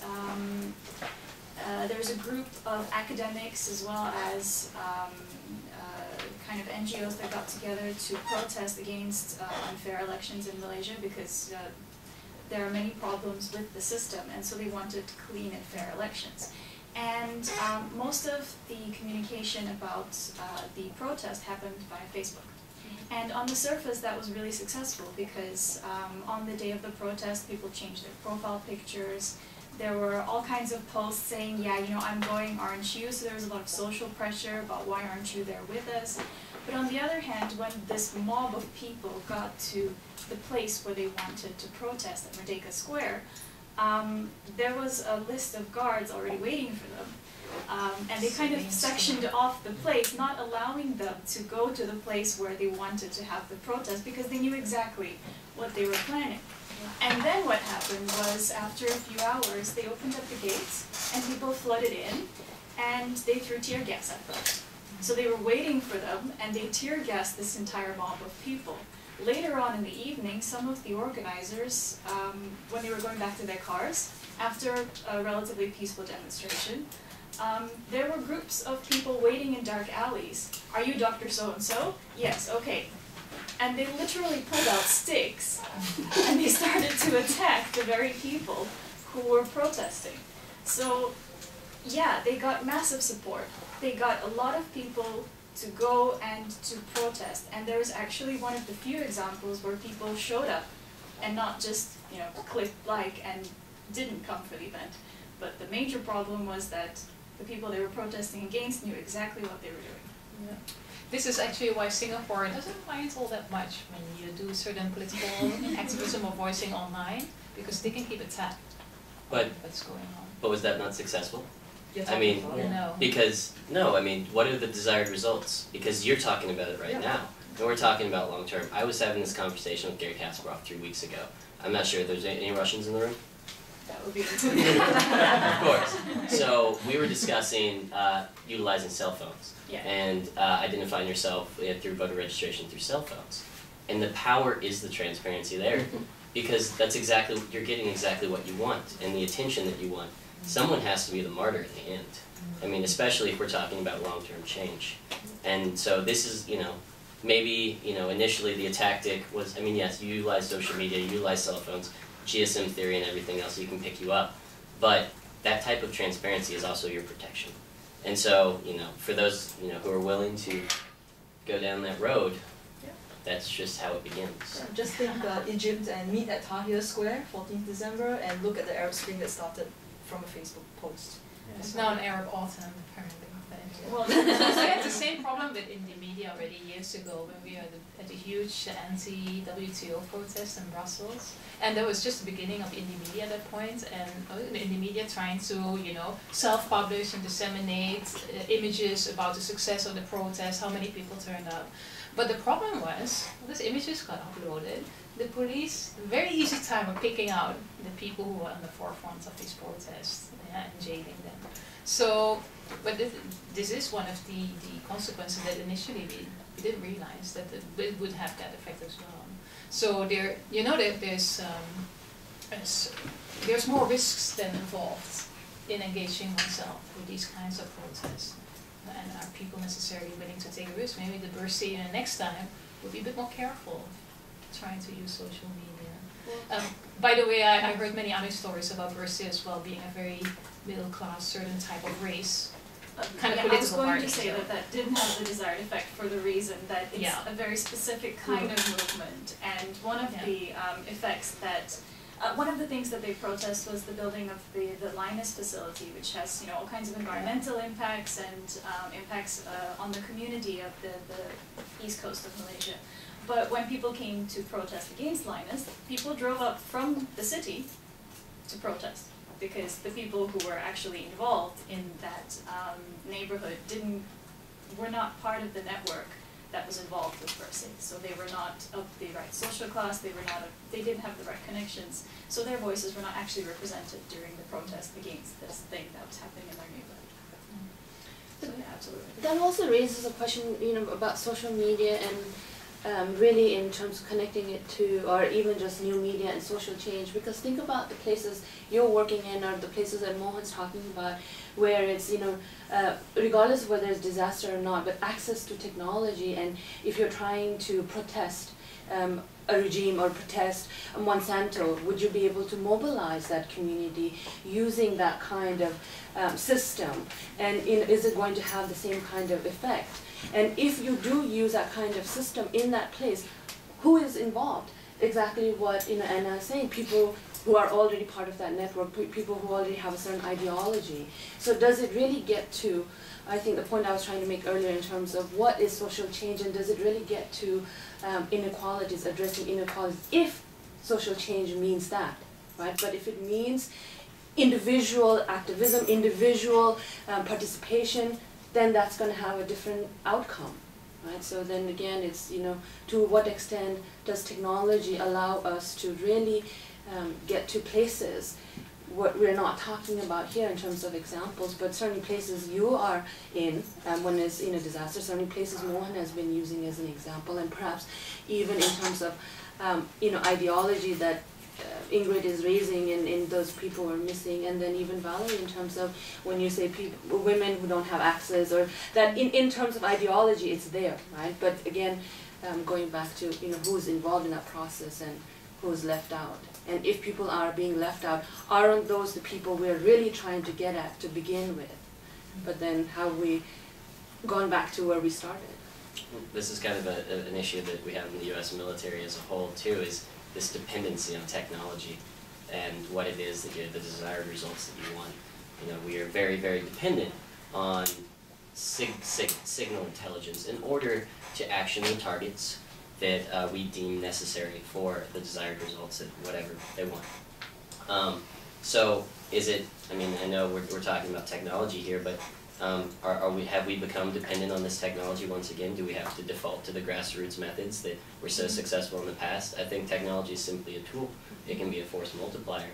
But, I mean, you know, to alleviate, like, to throw away everything from the past is just kind of silly. And in those areas, you know, we can't implement the same kind of technology that we utilize in our lives in these places. It's just bottom line, the education and understanding of how to utilize it the way we do is not there. And so that's why, you know, when you look at the world as a whole, you know, it's, you know, that's, you know, when we look at poverty and we look at healthcare, you know, do we measure it to our standard? Or do we measure it to just, I mean, progress in many of these places is measured in millimeters. and it is long-term development. And I think, we're all part of this global community, especially here talking in this room, that wants instant gratification. And I think that's a problem that we tend to see. So I don't know. And why perhaps we default back to technology as a way, because in abstractness, I guess, it gives us that instant gratification. We can sit here and imagine ourselves in, somewhere, let's say in Africa, in Nigeria, going back to that, and how we're going to mobilize that community, and how we're going to, bring the solutions, healthcare solution to these individuals, right? And then how sexy that technology can be in that space. But when you actually get to that space, right, is that the reality, and are we in fact making that worse, or are we really bridging that gap? That I want to ask some specific questions, and I want to hear, Valerie, your thoughts, Ford, your thoughts, and then maybe Ingrid, your thoughts theoretically, particularly as it relates to using the technology to solve particular social change problems, right? Because I think the few things you were demonstrating, Ford, is that there are specific places where the technology actually works to accomplish very targeted objectives, right? So could you talk about that and use that as an example to think about how communication plays out there? Okay. So, I guess there's two good examples that I've been a part of.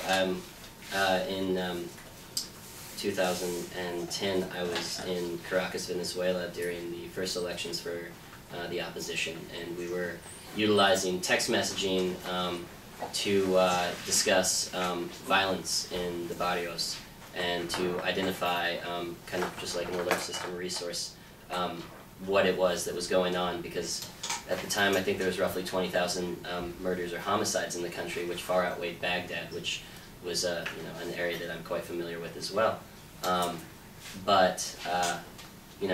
Understanding how that technology was used there and applying it at that very basic level empowered the people to identify the issue, and I think that was a positive use of the technology for social change that we see now. Regardless of the political situation in Venezuela, it has become far more apparent that the rate of homicides is climbing, but we've also empowered the people to bring that to a platform which we can all see, though of course Western media outlets don't necessarily pick that up. Now that's one form of technology that we've utilized, or that I've been a part of. Now from Team Rubicon's perspective, from the organization that I work for at the moment, we used a system called Palantir, which I've discussed. It's a data aggregation tool, and people always say, well, what do you do with that data? Where does it go? Who's holding it? And we export everything that we have, that it's not, as long as it's not in violation of HIPAA, because people do have a right to their own privacy, and they've self-identified that they want to be part of our system. We don't simply force this upon anyone, which is very important to note. We're not purchasing lists for political campaigns or anything like that. This is not invasive. This is a physical presence at a door. This is that personal touch in which we ask, is there an issue? Is there something we can help with? And we were providing a very, very specific service, which was gutting people's homes, taking off the drywall, removing the insulation, and it's essentially mold remediation, and mitigation techniques. And that's it. We tried to be very clear as to what services we were providing, and then individuals would walk up to us. They would go ahead and fill out a work request form, or they would use, the mobile teams would have these devices that were based on Android phones, and the individuals would come up utilizing this Palantir system with these Android phones, and they would form a work order. They would take a picture before. The team would immediately be dispatched, because this is real-time streaming data. The team would then go out there. The second team that would come in, that was doing the mold mitigation, would take a photo during the actual activity and fill out this work order. The fields are, it's up to you what type of fields you want to put in there as a whole. And then there was a completion portion where a photo was taken after the work was completed, so that we did have the ability to audit the teams that were out there working in different capacities, whether it was the canvassing capacity or the initial surveying capacity, or the follow-on team that did the mold mitigation.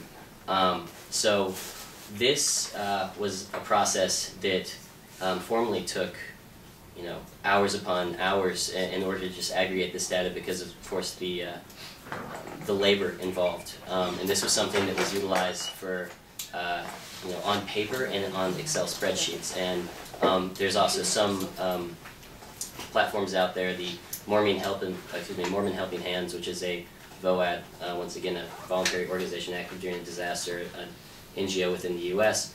They use a Google-based platform which deals with their volunteer management. But there's nothing as comprehensive as this, which allowed us to manage volunteers, deploy them to tasks, engage the local populace, and also in an open source and very transparent way, in which, like I indicated before, all the fields and all the data would be dumped to any and all individuals that were interested in it.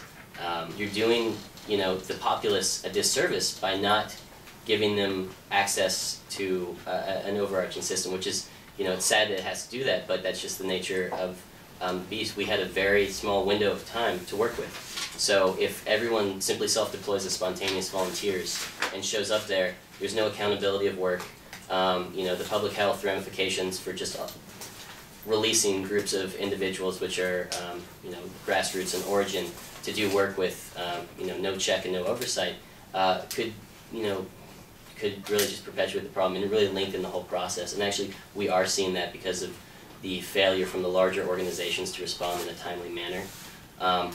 But, you know, having that real-time data, being able to observe on this platform exactly where it was our teams were, and then being able to share that data with other agencies or organizations which, you know, are non-affiliated, non-aligned, in order to, you know, kind of task out the work, it expedited the process. And we were also able to tap into open source, you know, data that, you know, simply wouldn't be shared otherwise, such as electrical, public works, gas, and that gave us a more specific picture of what was going on. And I understand how that can be really ominous and terrifying to some people to have that much power. But if it's shared power, then, you know, I think that it's an acceptable risk. Otherwise, you run the risk of, you know, simply allowing people to, you know, fend for themselves to a certain extent. I guess, you know, that may simply be something where we talk about intervention versus the natural progression of things, but I think that's difficult as human beings to allow to happen anyways. I'm not sure how many of you have been involved in mass casualty situations or seen large amounts of, you know, a large number of human beings who are not alive or dying in the process, but it's very difficult to process. And if you haven't been exposed to that, or, you know, violence on that scale, I think it's easy to, you know, to make assumptions. And the nature of NGO work is you have to be detached to a certain extent. That's just the reality of the situation on the ground. You know, when you want to work in Africa and you want to work in cholera treatment units and you want to work in CTCs, you know, you have to get used to very strict and defined conditions in which you work, or you let the epidemic simply run its course. So it's hard to say, you know, and there's a lot of different things with that, you know, whether it's spraying yourself off with chlorine and changing your own clothes, or changing the burial practices of a host community simply because of, you know, what it is that they've been exposed to. But that's simply the nature of the game within the NGO and nonprofit circles, especially within public health.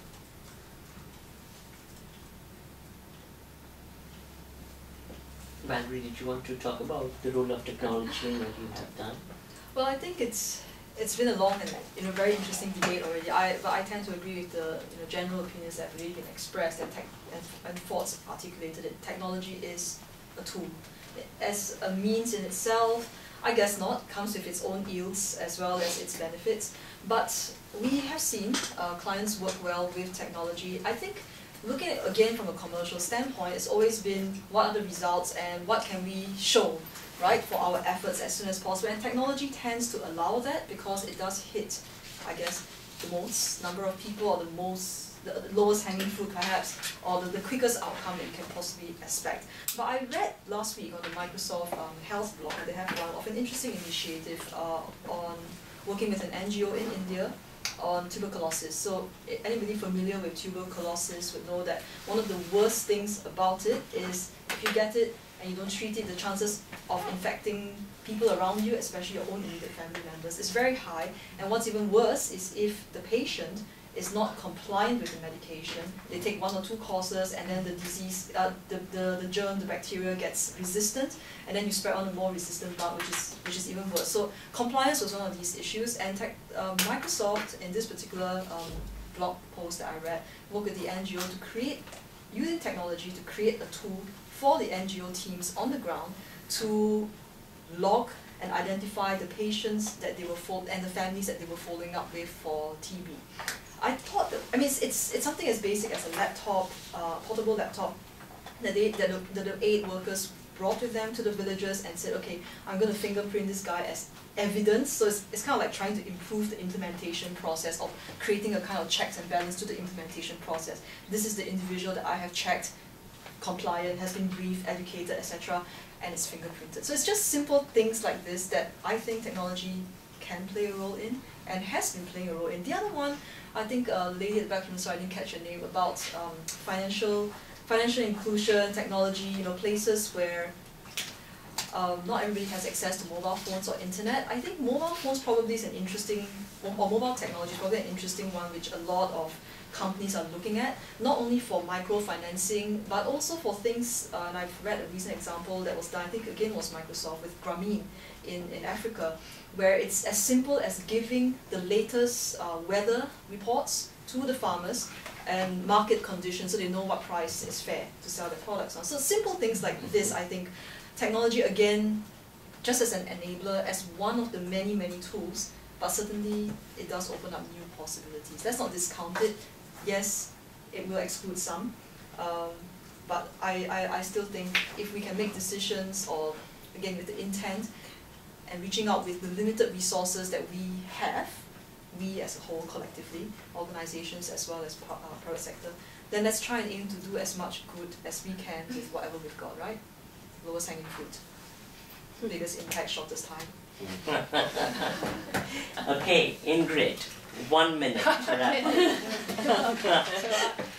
I mean, I mentioned Indymedia already. I've worked with them for a very long time. I did various gender projects, multimedia, European Union projects, environmental projects, which at some point I realized it's a bit paradoxical to use the internet in order to, promote awareness of climate change, etc. Because those are the very technologies that cause climate change.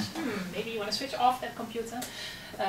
But, not to forget, this stuff is also done on a very new technology. Right? So, which I think is also important, again, as academics to realize that these are also our daily uses of technology that may contribute to global warming or whatever it is.